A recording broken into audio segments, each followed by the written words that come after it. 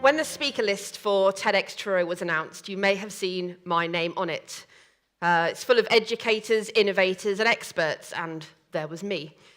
I wondered what I was doing there as well, especially the last couple of hours. But I would like to tell you a little bit about myself before I really get started this afternoon. So I'm 39 years old, I am married with one son, and I live in Newquay. I have a range of pets, including a dog, a dwarf rabbit, 2 chinchillas, and even an African pygmy hedgehog. I have depression. Now, you might now be thinking, oh no, she's going to make us cry. Or you might be thinking that I want you to feel sorry for me. But I'm telling you this now because it's actually something I'm fairly proud of. It's been part of me for the last 9 or 10 years. It's with me every single day.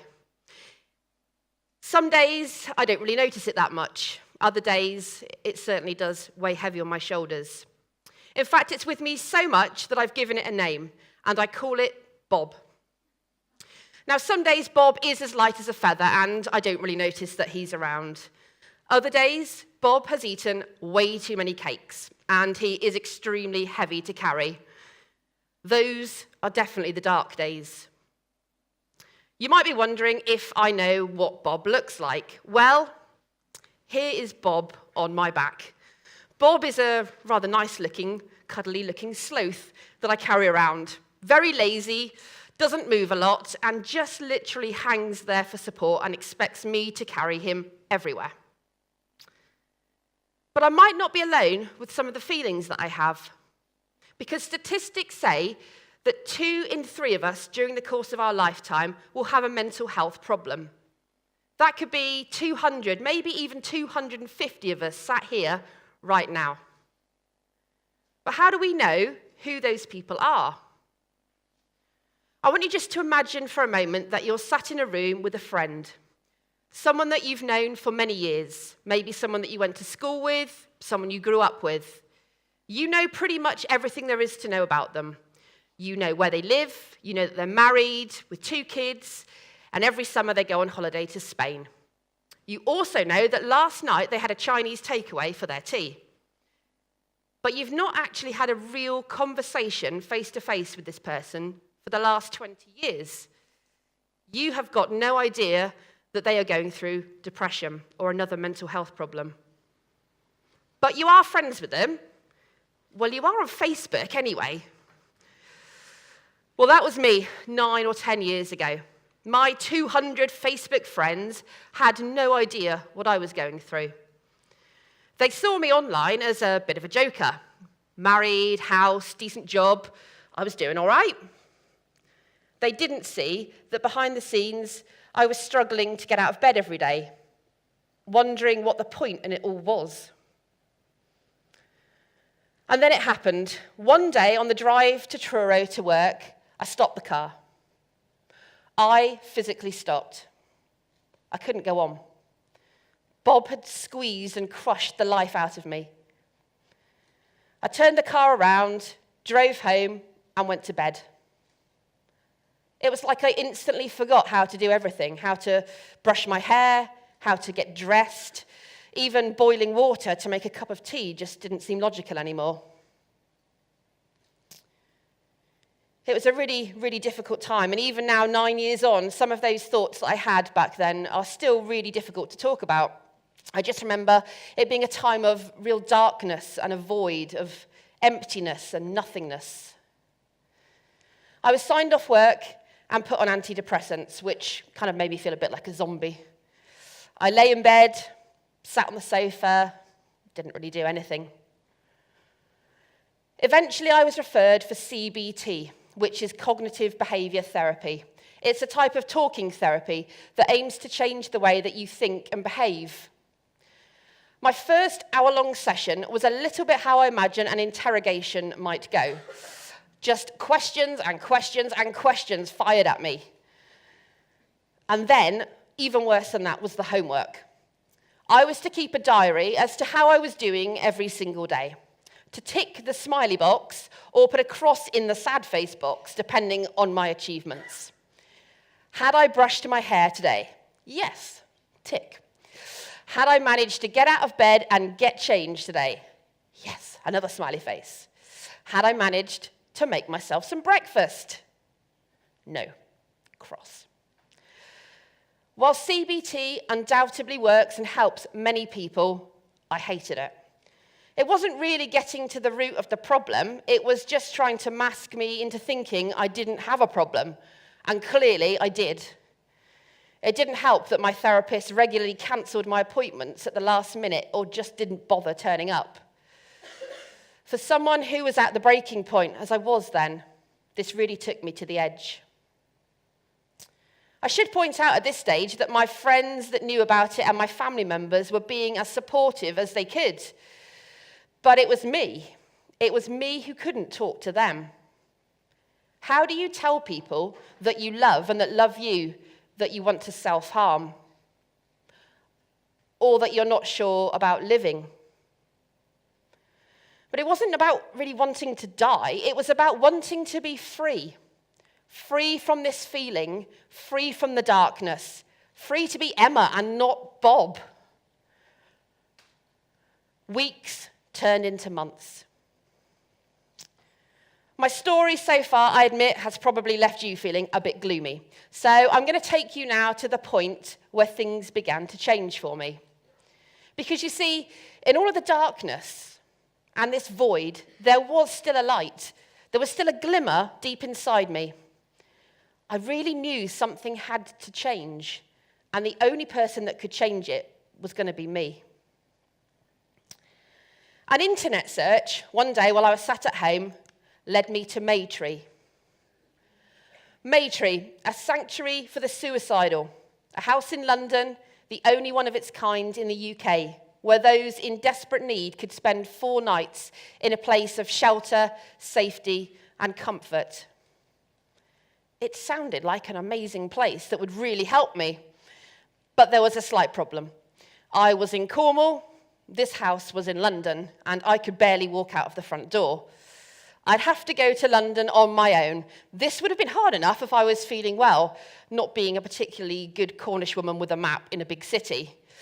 However, I was at such a low point, I really didn't know how I would cope. Going to London on my own, navigating the underground on my own, it was a big challenge. But I knew it was my only option. And a phone call with one of the directors led me to believe this was the place for me to go. So a week later, I boarded the train at Bodmin Parkway and I was on my way.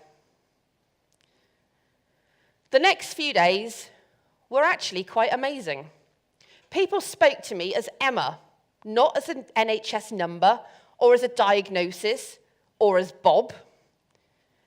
I met other people going through their own mental health journeys, all very different to mine, but we bonded over coffee, walks around the garden, and even making Kinder Egg toys sat around the kitchen table. You know, we actually had fun.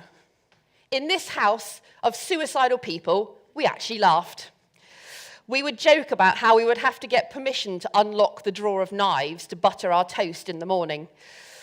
Even something like boiling the kettle must have carried its own risk assessments. In fact, the risk assessments must have been completely endless. We had structured therapy sessions, and we also had lots of time to speak to the trained volunteers. One of these sessions, for me, began to change everything.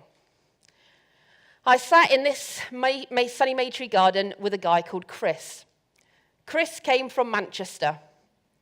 We didn't really have a lot in common, but we sat at the bottom of the garden drinking tea and just talking about stuff, where we came from, our lives, our hopes, our dreams, our futures.